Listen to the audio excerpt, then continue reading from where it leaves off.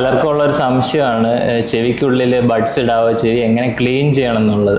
അപ്പോൾ നമ്മുടെ മാർക്കറ്റിൽ തന്നെ പല സാധനങ്ങളും അവൈലബിൾ ആണ്. ഇപ്പം കോട്ടൺ ബഡ്സ് ആവാം, അല്ലെങ്കിൽ മെറ്റാലിക് ആയിട്ടുള്ള ഈ ചെവി തോണ്ടി അങ്ങനത്തെ ക്ലീനർ ആകാം. പിന്നെ പലരും ഈ സേഫ്റ്റി പിൻ അങ്ങനത്തെ പല കാര്യങ്ങളും യൂസ് ചെയ്യുന്നുണ്ട്. അപ്പം ചെവിക്കുള്ളിലേക്ക് മാക്സിമം ഒരു സാധനങ്ങളും ഇടാതിരിക്കുന്നതാണ് നല്ലത്. കാരണം ചെവിയുടെ ഉള്ളിലുള്ള സ്കിൻ എന്ന് പറയുന്നത് നല്ല കട്ടി കുറഞ്ഞ് തിന്നായിട്ടുള്ളതാണ്. പെട്ടെന്ന് ഇഞ്ചുറി ഉണ്ടാകാൻ സാധ്യതയുണ്ട്.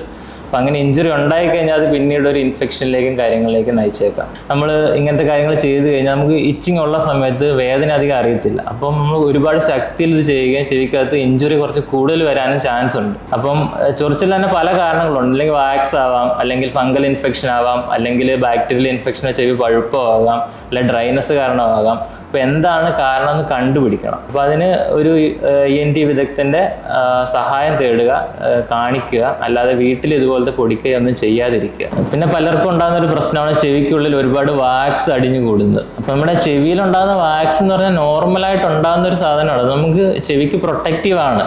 അത് അമിതമായിട്ട് അടിഞ്ഞു കൂടുമ്പോൾ മാത്രമേ പ്രശ്നം ഉണ്ടാക്കുന്നുള്ളൂ. അപ്പം അങ്ങനെ വാക്സ് കുറച്ചുണ്ടാകുമ്പോഴേ നമ്മൾ ഫുള്ളെടുത്ത് 100% ക്ലീൻ ആക്കി വെക്കേണ്ട ഒരു ആവശ്യമില്ല എപ്പോഴും. അപ്പം വാക്സ് തന്നെ ശരിക്കും പറഞ്ഞാൽ 2 തരത്തിലുണ്ട്.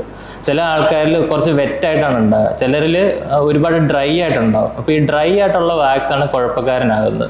അത് കൂടുതൽ സമയത്തും ചെവിക്കുള്ളിൽ അടിഞ്ഞ് കൂടി വലിയൊരു പ്ലഗ് ആയിട്ട് ഇരിക്കാൻ സാധ്യതയുണ്ട്. അപ്പം ഇതിൻ്റെ പുറമെ ഇത് എടുക്കാനായിട്ട് ഈ ഇതുപോലെ ചെവിക്കുള്ളിൽ ഈ കുത്തുന്ന ചെവി തോണ്ടിയോ അല്ലെങ്കിൽ ബഡ്സോ ഒക്കെ യൂസ് ചെയ്ത് ഇത് കൂടുതലും ഉള്ളിലേക്ക് പോകാനും സാധ്യതയുള്ളൂ.